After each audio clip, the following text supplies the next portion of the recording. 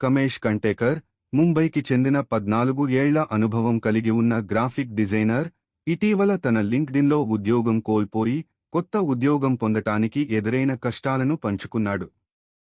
లెక్కలేనన్ని రెజ్యూమ్లను పంపుతూ రెఫరల్స్ను కోరుతున్నప్పటికీ ఆయన జీతం ఆశల వల్ల మరియు ఉద్యోగాలు తక్కువగా ఉండడం వల్ల నిరంతరం రిజెక్షన్ను ఎదుర్కొన్నాడు.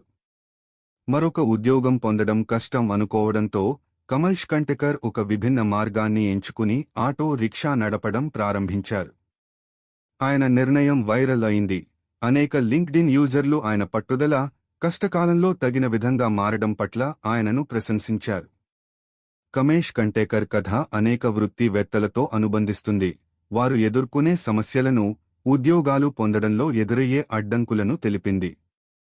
ఆయన పోస్ట్ మరికొంతమందిని ప్రేరణగా మార్చింది. వారికి తమ కెరీర్ను పునరాలోచించి కొత్త మార్గాలను అన్వేషించేలా ప్రేరణ ఇచ్చింది. కమేష్ కంటేకర్ జర్నీ, అడ్డంకులున్నా అనుకూలత మరియు పట్టుదల కొత్త అవకాశాలకు దారితీస్తుందని చూపిస్తుంది.